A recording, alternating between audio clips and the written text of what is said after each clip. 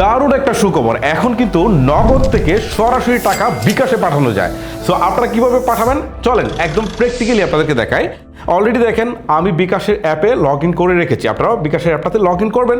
Log in করার পর দেখেন একটা অপশন আছে ট্রান্সফার মানি করে, ওকে এই ট্রান্সফার মানিতে ক্লিক করবেন। ক্লিক করার পর এখান থেকে এনপিএসবির আন্ডারে একটা অপশন আছে, সেটা হচ্ছে মোবাইল ওয়ালেট। ওকে, জাস্ট এই মোবাইল ওয়ালেট একটা ক্লিক করবেন। এবারে এখানে আপনাকে একটা নাম্বার দিতে হবে, অর্থাৎ আপনি যে বিকাশ নাম্বারে টাকাটা পাঠাবেন সেই বিকাশ নাম্বারটা এখানে বসিয়ে দিতে হবে। ওকে, আমি ওই বিকাশ নাম্বারটা এখানে দিয়ে দিচ্ছি। নাম্বারটা দেওয়া শেষ। এখন দেখেন পাশে একটা তীর চিহ্ন আছে, এখানে একটা ক্লিক করে দিচ্ছি। দেওয়ার পর এখন যে ইন্টারফেসটা আসছে এখান থেকে ওয়ালেট নাম্বার, অর্থাৎ কিছুক্ষণ আগে আমি যে নাম্বারটা দিয়েছি, যে নাম্বারে টাকাটা পাঠাবো সেটা আসছে।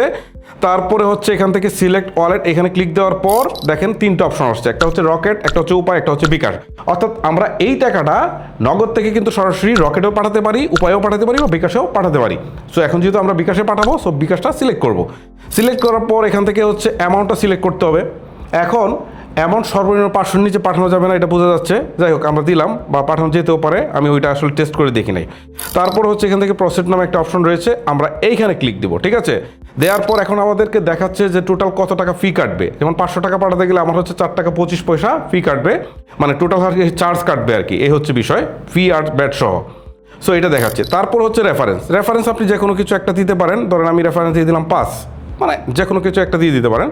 তারপর আপনার নগদের পিন নাম্বারটা দিতে হবে। ওকে, আমি আমার নগদের পিন নাম্বারটা দিয়ে দিচ্ছি।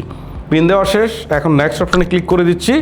দেওয়ার পর এই যে বিকাশের লোগোটা আছে না, এখানে একটু চাপ দিয়ে ধরবো। ওকে, জাস্ট একটু চাপ দিয়ে ধরলাম, দেখেন এই যে দেখাচ্ছে এনপিএসবি ফান্ড ট্রান্সফার সাকসেসফুল। তার মানে আমার টাকাটা কি করলো, বিকাশে চলে গেল।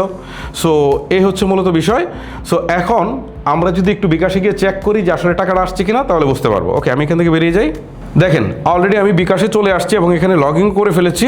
সো এই যে ইনবক্স আছে না, জাস্ট ইনবক্সে যদি একটা ক্লিক দেই, তাহলে এই যে দেখেন লেনদেনের জায়গায় এই যে MFS টু বিকাশ, ঠিক আছে, এই যে নগদ থেকে এইটা আসছে কত, 500 টাকা। তার মানে আপনারা বুঝতেই পারছেন যে নগদ থেকে কিন্তু টাকাটা আমি বিকাশে নিয়ে আসলাম। গাইস, এই হচ্ছে মূলত আমার আজকের ভিডিও। দেখানোর কথা ছিল যে কীভাবে নগদ থেকে বিকাশে টাকা পাঠানো যায়, সেটা দেখালাম। ভিডিওটি যদি আপনার কাছে ভালো লেগে থাকে তাহলে অবশ্যই আপনাকে রিকোয়েস্ট করবো একটা লাইক করার জন্য, আর পরবর্তীতে এরকম ভিডিও পাওয়ার জন্য মাস্ট বি আমাদের চ্যানেলটিকে সাবস্ক্রাইব করে রাখতে ভুলবেন না।